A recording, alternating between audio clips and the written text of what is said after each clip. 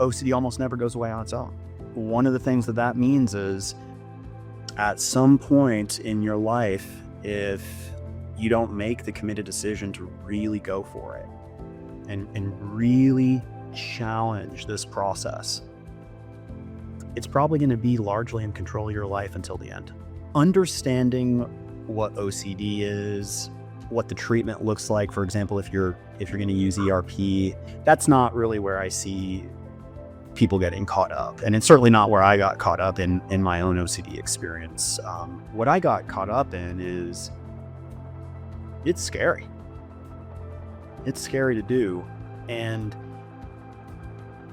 it really makes it a lot easier to do if you've made the committed decision to go for it and you know why you've made the committed decision to go for it.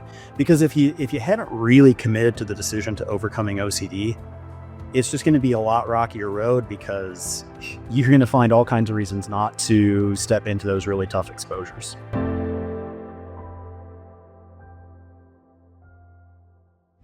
Hi, everyone, and welcome to another episode of the Get to Know OCD podcast. I'm Dr. Patrick McGrath. I'm the Chief Clinical Officer for NOCD. If you're looking for help for OCD or related conditions, please check us out at NOCD.com. That's NOCD.com. William Schultz is back for part 2. We had talked about at the end of the last one that there was so much that we'd gone through that we didn't even get through everything that we wanted to get through, but your story was so fascinating and interesting and just the detail that you went into. So I really appreciated it. So today I wanted to more focus on your work professionally, as obviously having OCD kind of influenced how you approach your work and what you do and what you research and who you collaborate with and all of those things. So just for a little reminder, in case anyone didn't see the first episode, could you just give everyone a little reminder of who you are, what you do, and then we'll get into some more questions around career and research today. Yeah. Thanks again for having me back, Patrick. It's a real pleasure. I'm William. I'm an OCD survivor. Had OCD from 2007 to 2017. Did some research, got into the clinical side of things, and now I'm a therapist and my practice is in St. Paul. And I work primarily with people dealing with OCD. And I think we had planned today on talking more about some of the research side of things, how that informs clinical practice, things that could be interesting to people who are veterans of ERP or maybe clinicians, but I think we're going to have a lot of fun kicking it back and forth, seeing how some of the ways that I would describe some of the concepts that I'm using with my clients interacts with your long history of working with OCD. Is that about right? Yes, I would say that is correct. And actually, I know where I'm going to start already, because you talked about having OCD from 2007 to 2017, which I think might surprise some people because we, of course, talk about OCD being something that's a chronic condition. Would you still say you have OCD, or would you say that you figured out how to live with OCD and now it's not really that much of your life anymore? How would you Yeah, describe I think it's a great question because it? there's not 100% agreement on what counts as remission from OCD. How I characterize it when I am discussing it is my OCD related experiences are a negligible part of my life. I still do experience thoughts from time to time, and every now and again I'll experience some anxious activation related to my thought from time to time. It's nowhere near what it was like when I was in the middle of that process. But it's very easy to handle, but that doesn't mean that it's effortless to handle. Every now and again, I'll have an experience where, maybe I get to a 2 or a 3 and I need to remind myself, hey, this looks a lot like OCD, probably is. If I do this thing I kind of want to do to feel better, that's probably a safety behavior. So what's my choice here? So it's not 100% gone, but not a big part. Awesome. Tell us about your work, your research, what you do, how obviously you took kind of what was going on in your life and then brought it into your clinical work and all those things. What's the story of that? Oh, well, I'd like to get your feedback on this, Patrick, because there's a number of different things that we could talk about. I don't know if I'll have a chance to talk about all of them, but Mhm. I'll throw some your way, and then you tell me Sure. which way it feels most fun to go to. Let's see which Um, ones we grab. Yeah. yeah, Uh-huh. yeah. Yeah. So, in my professional research, my work is focused on uh, what we could call biogenetic etiologies of OCD, and I was so honored and happy when that research got used in the international competency guidelines for adult OCD treatment in terms of what clinicians need to know about the causal story behind OCD. And the reason that is something that I did was, well, in part because I went through the experience and I was very curious as to like, why was this happening? Mhm. Mhm. But in part because it's such a common question that my clients have when they come in, like, why am I experiencing this? Why does it happen? And it makes sense that that's a common question because if we know what's causing what, then maybe we can know what we're supposed to do about it. So Sure. that's one thing. Another thing that I was hoping we could spend some time on today was metacognitive approaches to OCD treatment. It's a broader subject, but I was really looking forward to getting the chance to dive into some of how I describe that to my clients. Um, that's a really interesting area. I think it's a lot of fun. I've had lots of experiences with clients, anecdotally, who have benefited tremendously from this, and it's an evidence-based practice, so that's cool too. And then the other thing that was on my mind, Patrick, was talking a little bit about the role of commitment in OCD treatment, and the reason that's on my mind is um, understanding what OCD is, what the what the treatment looks like. For example, if you're going to use ERP, what ERP is, how it's supposed to work, what that's going to look like in practice. I mean, it takes some time, but it's not like it's not high level rocket science stuff. It pretty much everybody can grasp it. That's not really where I see people getting caught up, and it's certainly not where I got caught up in my own OCD experience. What I got caught up in is it's scary. It's scary to do, and it really makes it a lot easier to do if you've made the committed decision to go for it, and you know why you've made the committed decision to go for it. Because if you hadn't really committed to the decision to overcoming OCD, it's just going to be a lot rockier road because you're going to find all kinds of reasons not to step into those really tough exposures. Yeah, You know, I get this on the webinar all the time, so I'm actually interested in starting there, if you don't mind, just on this commitment, and it's scary. Um, how do you motivate people to do this? I have used this phrase sometimes. There's an Irish phrase that says, "Only an Irishman can tell you to go to hell and make you look forward to the journey." And I think about ERP like that sometimes. That we're going to ask you to do something really, really difficult and hopefully get you excited to do it, right? And so, how do you get people to commit and do scary things? I'd love to start there. Well, for starters, I wish that I had the foolproof magic way to get someone to commit because You then I'm don't? very Nope. confident that, yep, don't have the Well, foolproof this way. interview sucks now. I mean, geez, I thought you were going to give us the. All right. Well, keep going anyway. Let's see what. But here are some of the ways that we can maybe increase the chances. Um, the first thing is just making sure that the person is understanding um, what my clinical assessment is. That yeah, you meet the diagnostic criteria for OCD. This is what OCD looks like. This is what it looks like in your life. This is what it looks like in other people's lives.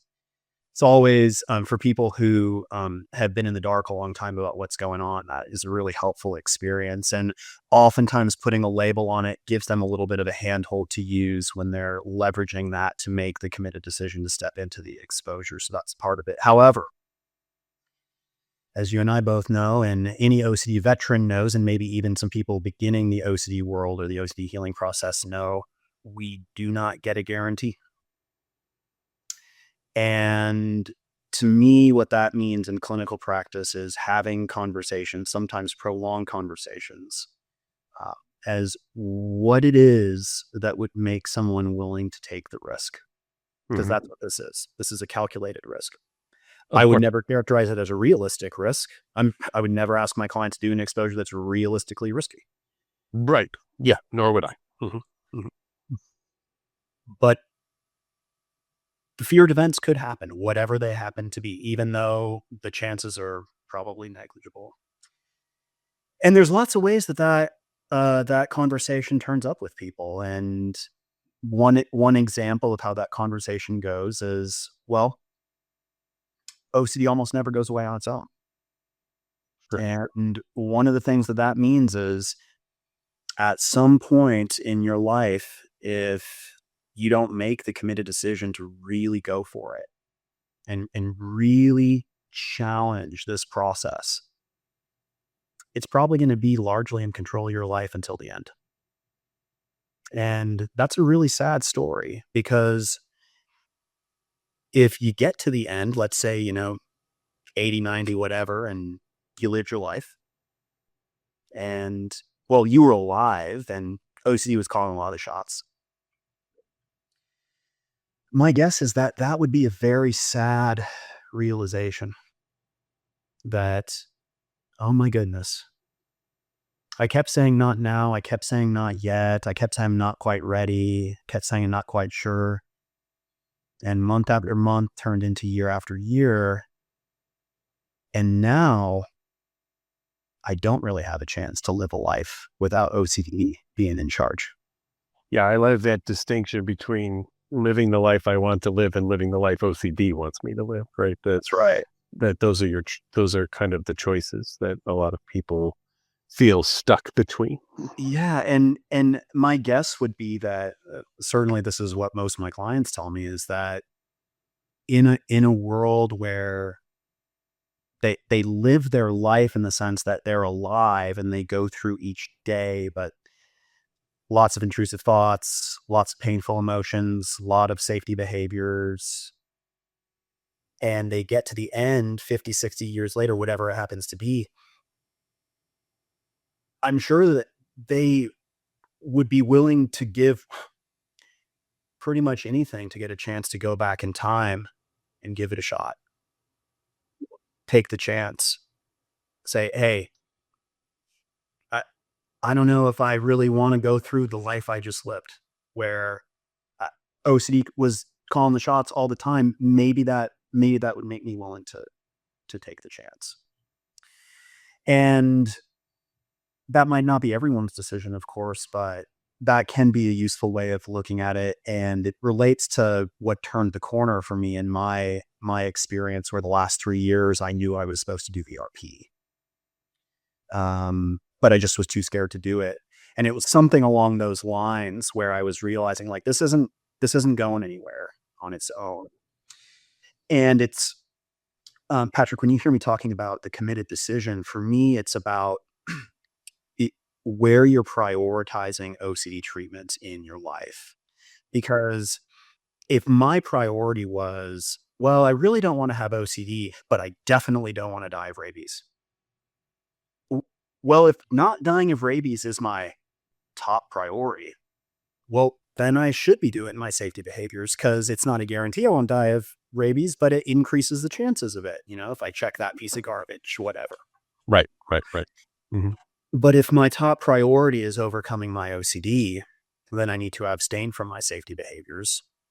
But my intrusive thoughts will immediately tell me that this might be the mistake that kills me. And what turned the corner for me is when I was able to not just say, but to enact, well, probably not, but maybe. And if it's the case that this is the mistake that kills me, I'm not going to like that, because why would I like that? But at least I took the chance to bravely confront this thing that was ruling my life. And I can honor that, even though I don't like the outcome. So for me, the core fear was not actually dying of rabies. The core fear was missing my chance to be brave. And once I realized that I actually had the power to be brave tomorrow, well, it didn't happen tomorrow, but it was a few weeks later. And the intrusive thought showed up exactly like I expected. What if this is the one time you're making a mistake? What if this is going to kill you? And I was very scared. And I was able to say, well, that would be terrible. I would really not like that. It'd be so scary, so sad. Not my top priority. My top priority is taking my chance right now to be brave. And what that means is not being anxious. Of course, I'm going to be anxious. I'm not going to do my safety behavior. And for the first time in 7 years, I woke up the next morning having not completed safety behaviors that day, and was astounded that my anxiety was nowhere near what I thought it was going to be. It was still And there. you were still alive and didn't seem I'm to have still rabies here. either, which is fascinating, right? Yeah. Yeah. So Mhm. how I can support clients in identifying what OCD is taking from them, what it is they'd be willing to take that calculated risk for. And it's going to vary for everybody because people's values and priorities are different. But one of those common threads are, if overcoming OCD is not a top priority, you're going to kick the can down the road. You're not going to do your homework. You're going to find reasons to continue participating in your safety behavior. So that's Sure. kind of what I'm seeing. How does that match with your experience? I've often used the phrase, in order to be brave, you first must be afraid. Because it wouldn't really be brave of someone to do something if they didn't fear doing it, right? I mean, they would just do it. But to show true bravery in a situation means to face that fear. And in the face of that fear and all of the screaming going on in your head of, don't do it, you're going to die, bad, awful, horrible things are happening, to go through it anyway. I liken it to the children's book. It's a Sesame Street book. It's Grover, and the book is called "There's a Monster" at the end of the book, and Grover begs you not to turn the page, and every page you're getting closer to the end, and he's freaking out more and more until you get to the end, and then Grover says, "Oh, I'm the monster at the end of the book," right? Just like that was it, right? And I'm going to bet, I'd love to hear from you, that most, if not all, of the OCD based fears you had turned out to be just like it being Grover at the end of the book. Well, when you put it like that, Patrick, it reminds me of this was one of the most one of the bravest things I saw in my clients, and also one of the most Grover-esque.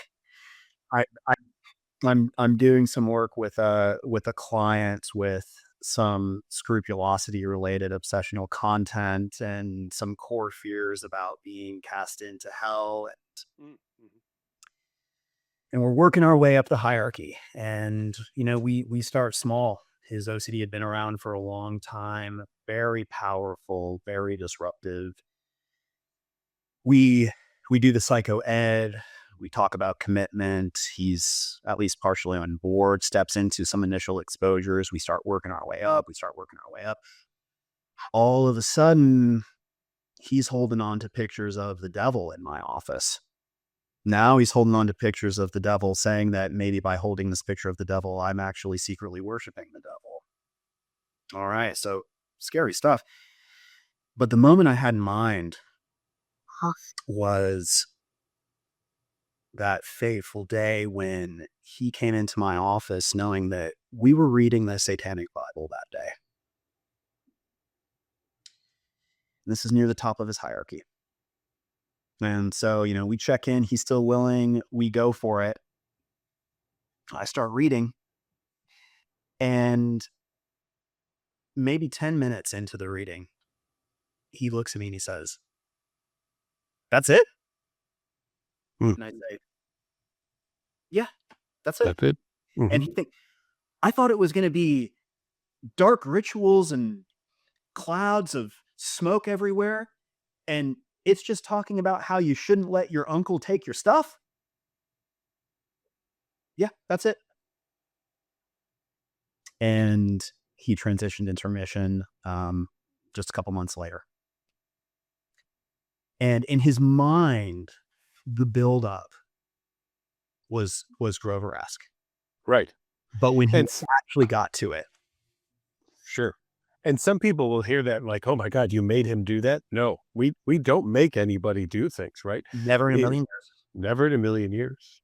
And if that's someone's ultimate fear, that I would hear something from the Satanic Bible, okay, then you know what? That may happen in real life. So why not practice that in a therapy session so that if it does happen in real life, you've already dealt with it, right? But we're not, sometimes people get this idea from ERP that we're out to just go so above and beyond it. We're really not. I mean, you don't, if you're Catholic, like, we're not going to ask you to do a Ouija board because that would be considered a sin in the Catholic Church to do something like that. Now, we might say, hey, this store sells them. You can at least walk through it, right? And you don't have to avoid that because there's so many other cool things at this store that you would like to buy, but I can't even go in there because there's those types of things. But we're never making people do things in these scenarios. Of course. And I think you and I are on the same page, Patrick, that I will encourage my clients to participate in exposures after we've collaboratively planned. Never will I pressure, never will I force. And in the context of scrupulosity related fears, for some clients, they may never be willing or need to step into reading something from the Satanic Bible. No. And depending on collaboration and consultation with their faith leaders, we might decide that that's not something that we'd ever want to do. But in this particular case, we had all the go-aheads, and that was what the client was willing to participate in addition to many of the other typical forms of exposures, where one of the things we spent a lot of time on was the scripts, where he inconvenienced someone but didn't participate in a safety behavior. And then we talked about what it was like for St. Peter to turn away at the gates of heaven. And the immense feelings of sadness and guilt he experienced as he saw his family behind the pearly gates, looking expectantly, oh, yes, yes. But then he gets turned away. Yeah. There's a great song by a band called Ash and Bloom. They're Canadian, and unfortunately, I think they've broken up at this point, which is really sad because I really enjoyed their work. But they have a song called Heaven is a Ghost Town. And basically, no one's in it because nobody can meet the mark to get in, right? And it's really interesting take on, here's all these people, oh, but there was that one day, that one time you had that one thought, right? And sorry, you can't get in, and just, yeah. And OCD is like this arbiter that basically is, you broke a rule, so you're kind of screwed. Yep. And to really help and support the clients to lean into all the feelings that can come up during scripts like that or exposures like that, because yes, anxiety is a big part of it, but guilt is very common that pops up. Shame is very common. Sadness is a feeling that underlies a lot of these things, because look, if it were the case that your whole family was in heaven and you got turned away, that'd be many things, including extremely sad. Sure. In the exact same way that if, you contacted a deadly germ and you didn't wash your hands because you were abstaining from safety behaviors, and then you or somebody you loved did get sick, very scary. I could imagine you feeling very guilty, but it's all going to funnel down into, boy, that would be so incredibly sad if that happened. This thing that I spent so much time trying to prevent from happening, and now it actually happened. And supporting my clients and recognizing that sadness isn't something that we're at war with. It's an understandable response to an event you don't want to have happen. Sadness is the emotion that arises when something that you care about has been harmed, damaged, or destroyed. And for those of us with OCD, we're anxious because we don't want the sad things to happen. Right.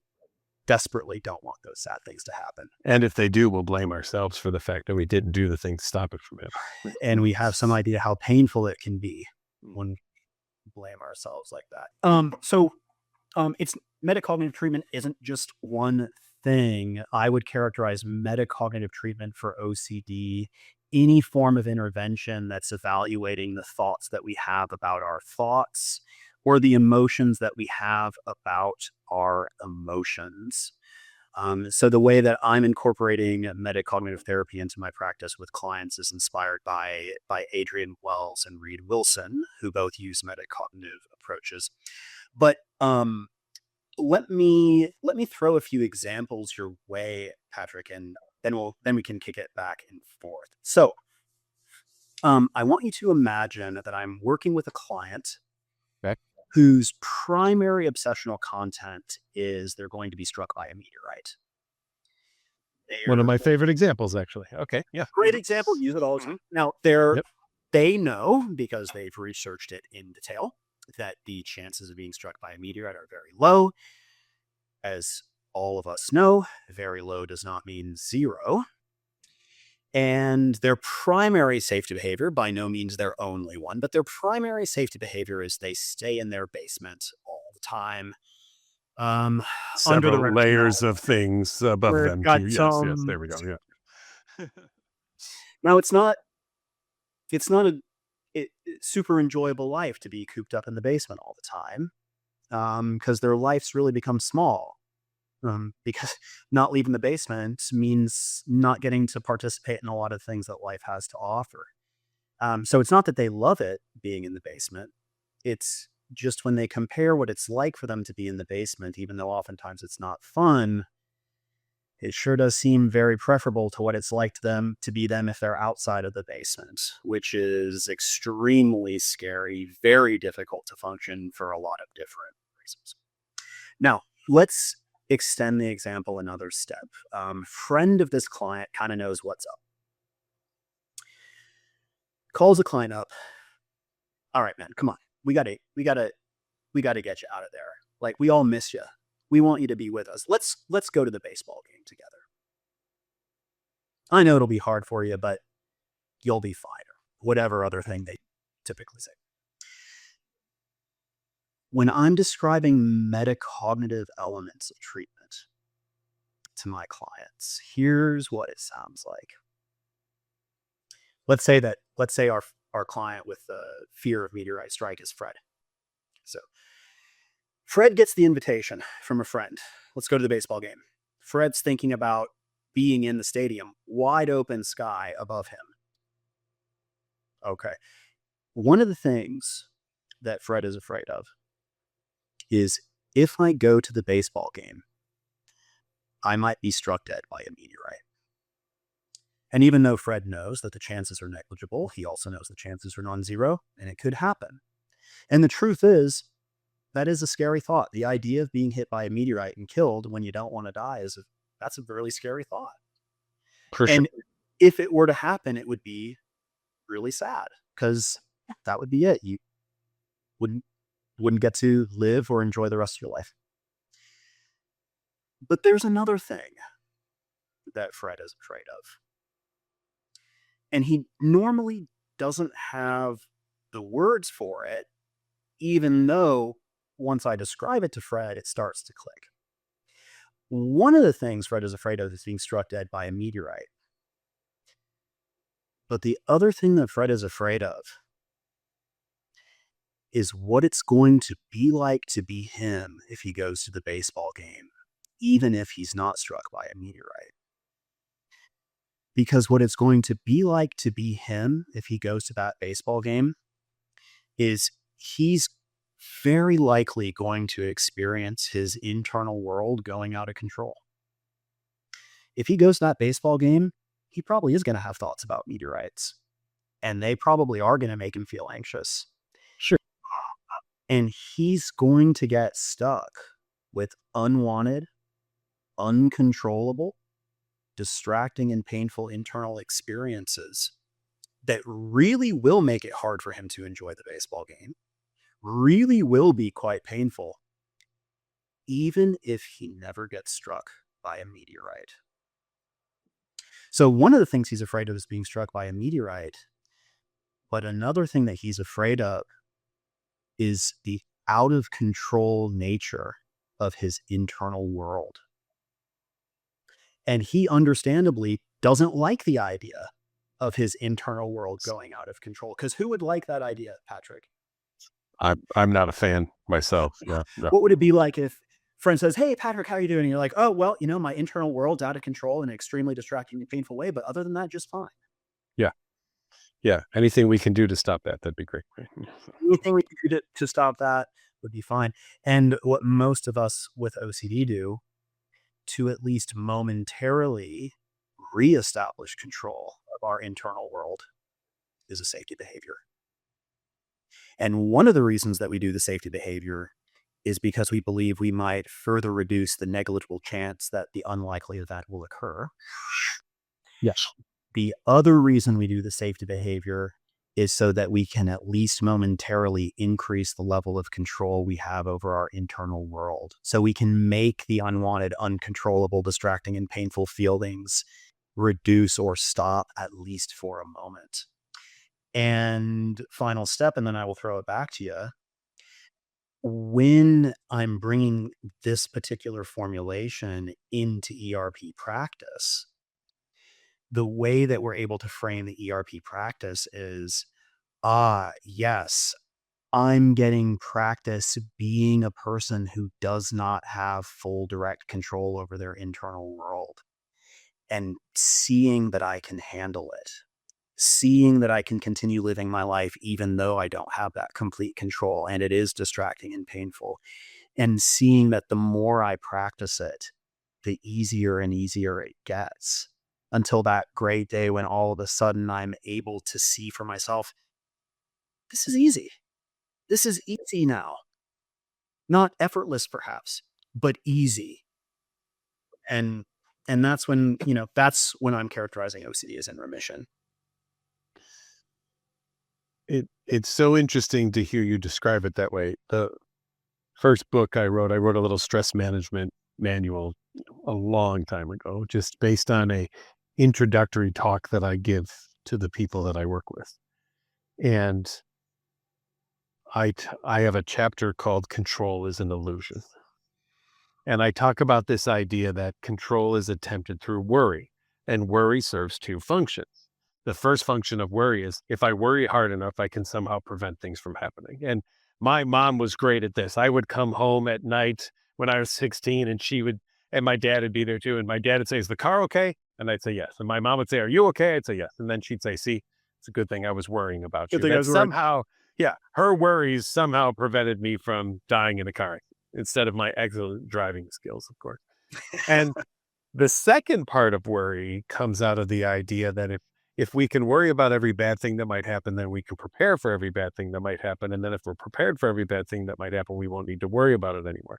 And I always loved Tom Borkowicz's research in this. And I watched him do a talk one time, and he did this motion, and I loved it. He said, if this is calm and this is anxious, if you're not worried about it and it happens, that's a huge jump. But if you're already worried about it and it happens, you've buffered yourself and prepared yourself for the worst case scenario. And that seems to feel better for people sometimes, to be ready for it versus having it happen and having a big reaction. Oh, Patrick, I feel like that is, I am resonating with it so hard. I mean, that fear of emotional contrast is, it reminds me of Michelle Krask's work, because when she's talking about anxiety and worry, what she was perplexed by was the standard CBT formulation of the relationship between anxiety and worry is that worry reduces the negative affect of the anxiety in a way that's preferable to the anxiety without the cognitive cerebral function of the worry. But worrying is not a good time. It's not fun. And Michelle's analysis is exactly like what you reported, which is, but at least there's further to fall. I don't have to go through such a big swing because I've already cultivated some negative affect by inducing it through the worry. Yeah. So it's a safety behavior. And there was I agree, totally a safety behavior. There was another time I took a stand-up comedy course, and one of the things that you talk about in comedy are, why are things funny? Because they're unexpected or different things. And so the comedian said one time, he did a skit where he showed up with a skeleton face on, and his mom opened the door and she screamed, and he said, "Mom, I turned out to be the thing you were most afraid of. I died," and everything. And this whole skit going through it. But he talked to us about, and he wasn't even in psychology, but just he said, this idea that talking about the thing you're afraid of is easier to deal with than the thing you're afraid of too. So why do sometimes people who are so anxious constantly talk about these things? Maybe it's easier to deal with than the actual event itself. So I think all of this stuff comes into exactly what you're describing. Yeah, and I think that we can leap right over to, for example, how Adrian Wells, who was the founder of metacognitive therapy, would describe a portion of what you described, Patrick, was positive and negative metacognitive beliefs, where for Adrian, positive metacognitive beliefs are, I benefit from the worry. So I can be prepared because of my worry, or I can figure out this problem because of my rumination. And then he supplements that with what he's characterizing as negative metacognitive beliefs, one of which is my worry is dangerous. So that these sorts of thoughts are dangerous and need to be stopped. And the other is I can't control that. I can't control my worry, which is a thought about a thought. Because And of control's course, an illusion. There you yeah, go. Yeah. Yeah. and it pops up all the Mhm. time in OCD treatment because I know, as you and Jonathan Grayson have talked about many times, if somebody comes into the office and says, I have to do my compulsion, well, we can sympathize with what they mean. But that's probably not true. Um, what they typically mean is if I don't do my compulsion, then I will experience a variety of extremely unpleasant things that I very much would Correct. rather not.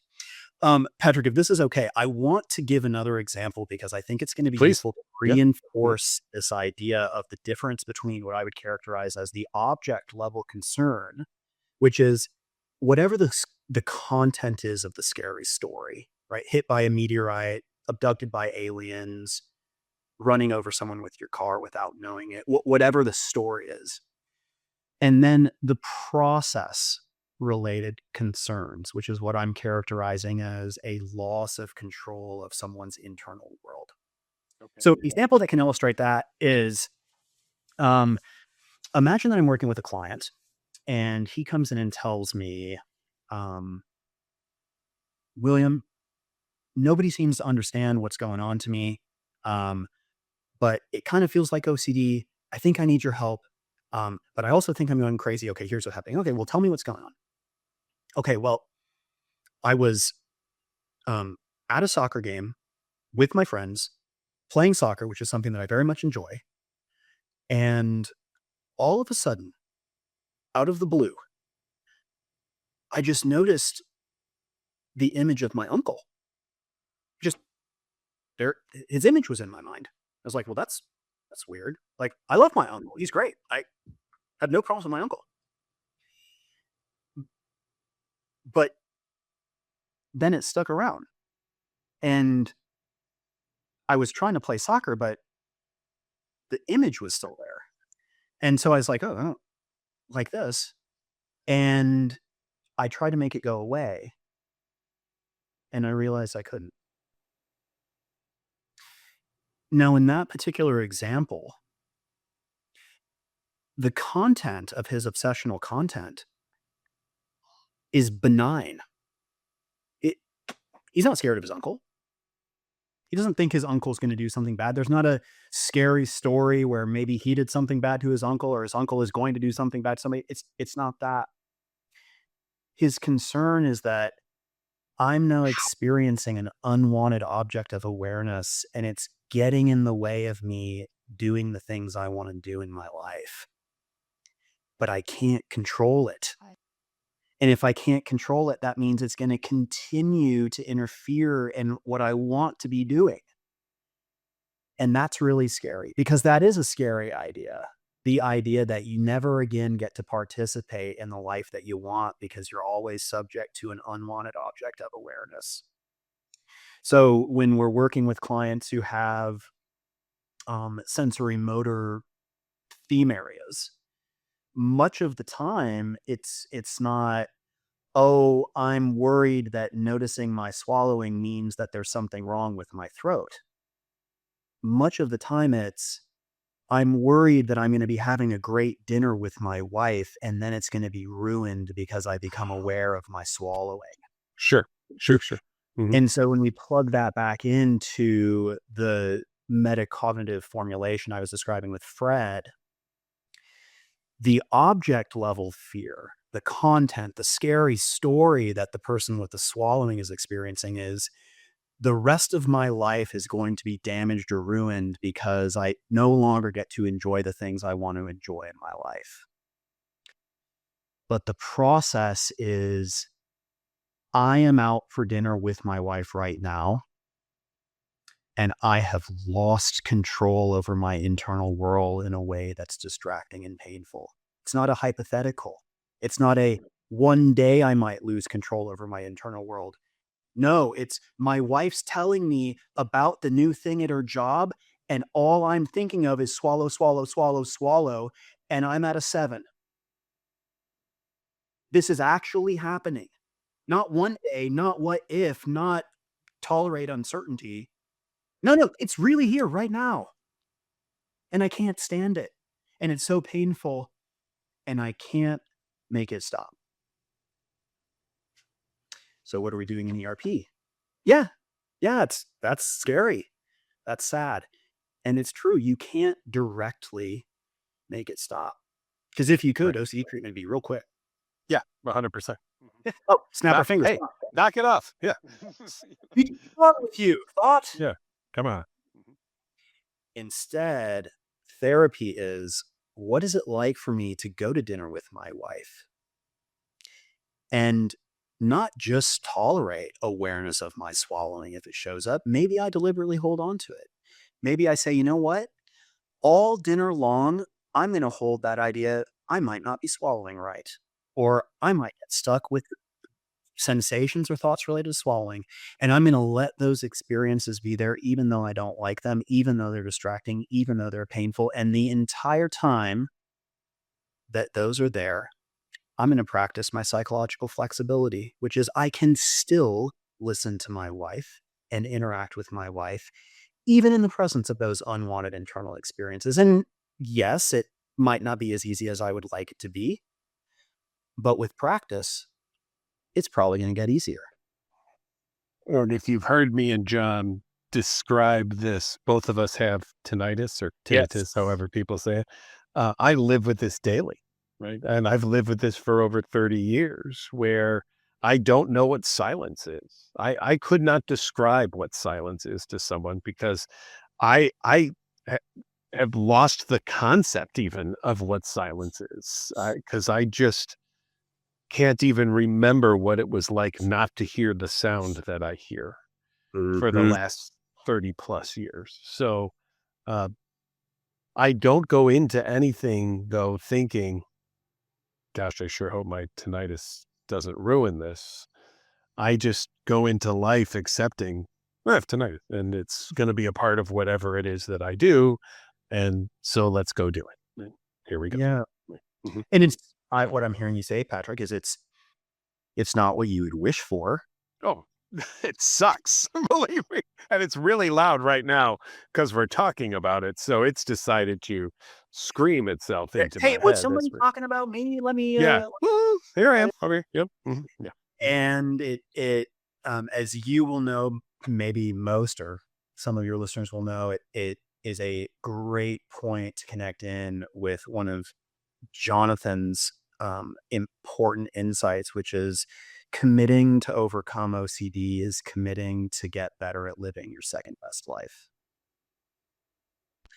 Where your first best life is the fantasy, where all of your experiences are perfect immersion and harmony with no unwanted internal experiences and no external threats.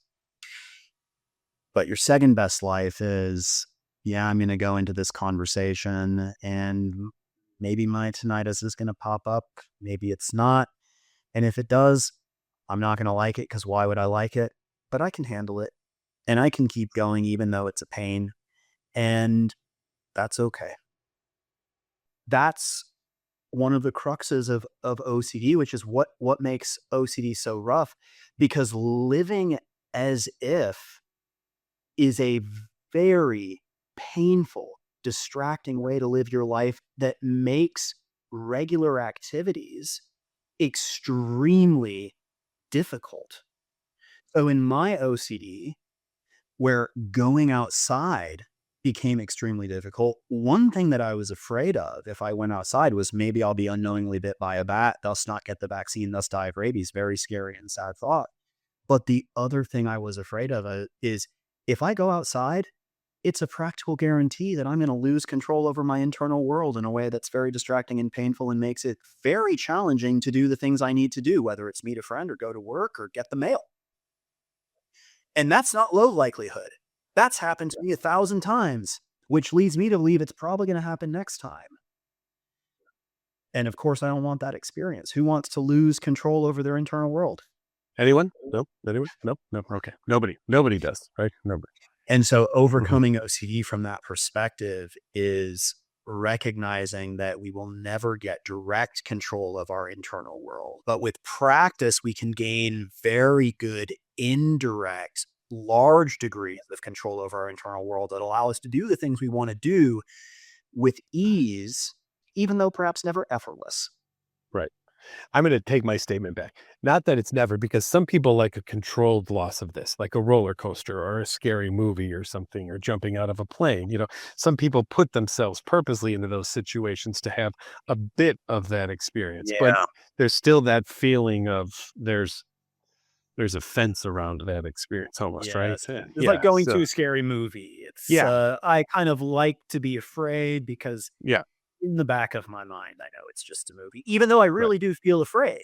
Yeah, totally. During the movie. Yep. William, as always, it's a joy to speak to you and have these amazingly fun guys. These hours go by so fast. I was thinking of pretty much, are we done already? We are already there. Yeah. So, I don't mind coming back a third time to talk about other things. If y'all want to have me back for a third time, I would love it, because this is just an absolute delight to talk about OCD and ways of formulating it, and some of the things that get people hung up, whether it's commitment or what ifs or what's going to be the best way for me to do it or the just right time for me to participate in ERP or whatever other intervention we're doing. Yeah. So awesome. Well, thank you for being here again, and I'm sure we'll see you again in the future. Okay. Sounds great, Patrick. Thank you too. And thank all of you for watching another episode of the Get to Know OCD podcast. If you like the podcast, you can subscribe to the NOCD YouTube channel. Go to NOCD.com if you're looking for help for OCD or related conditions. That's NOCD.com. We have people waiting on our intake team to be able to chat with you, and licensed therapists in all 50 states. And we work in other countries as well. We do take insurance here at NOCD. So again, NOCD.com. And remember, everybody, be better to yourself than your OCD ever would be. We'll see you again soon. Thanks.